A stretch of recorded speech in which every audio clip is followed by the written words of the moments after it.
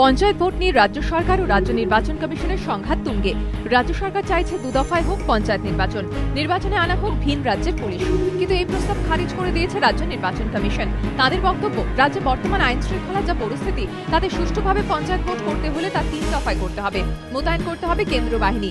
রাজ্য নির্বাচন কমিশনের এই অনমনীয় মনোভাবের মোকাবিলায় এবার আইনি পথে হাঁটতে চাইছে রাজ্য সরকার। পঞ্চায়েত আইনের খুঁটিনাটি খতিয়ে দেখা হচ্ছে। শনিবার মহাকরণে মুখ্য সচিব, আইনমন্ত্রী ও অ্যাডভোকেট জেনারেলের সঙ্গে প্রথমে বৈঠক করেন পঞ্চায়েত মন্ত্রী। তারপর সুব্রত মুখোপাধ্যায় কথা বলেন মুখ্যমন্ত্রীর সঙ্গে। যেখানে আইন আছে, স্পষ্ট করে সেখানে সব বলা আছে, সেখানে কনফ্রন্টেশনের কোনো অবকাশই নেই। No way. আমরাও তার বাইরে যেতে পারবো না, উনিও তার বাইরে যেতে পারবো, ওই মোতাবেক হবে। বাকি সব ওপিনিয়ন দেওয়া দিয়ে হয়। সুপ্রিম কোর্টের রুলিং ইত্যাদি প্রসঙ্গ আসছে, যা আছে সেগুলো অনেক রুলিং আমরা এবার আইন করে চেঞ্জ করেছি। ডিলিমিটেশনের অনেক আইন, নট এক্সিডিং 50% আমরা আইন করেছি। কাজে আইনে ছাড়া কোনদিন ইলেকশন হবে?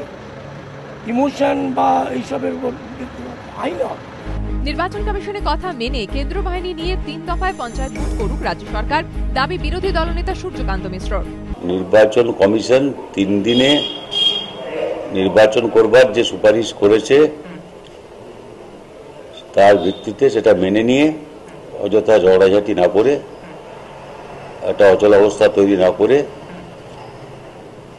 সহমত হয়ে বাইরের ফোর্স এনে নির্বাচন করা, যাতে করে অবাধ, শান্তিপূর্ণ, নিরপেক্ষ নির্বাচন হয়। রাজ্য নির্বাচন কমিশনের বক্তব্য, পঞ্চায়েত ভোট পরিচালনা করার সাংবিধানিক অধিকার তাদের, সুতরাং নির্বাচনের দিনক্ষণ এবং কদফায় ভোট হবে তা ঠিক করার ক্ষেত্রে তাদের মতামত রাজ্যকে মানতে হবে।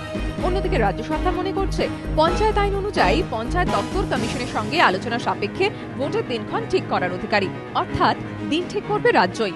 কমিশন শুধু মতামত দিতে পারে। এই দুই স্ববিরোধী অবস্থানের জেরেই আপাতত আটকে পঞ্চায়েত নির্বাচনের দিন ঠিক করার প্রক্রিয়া। এই অচল অবস্থা কবে মিটবে, রাজ্য সরকার বা কমিশন কেউই এখনো তার কোনো সদুত্তর দেয়নি। সুমন ঘরায় রিপোর্ট, এবিপি আনন্দ, কলকাতা।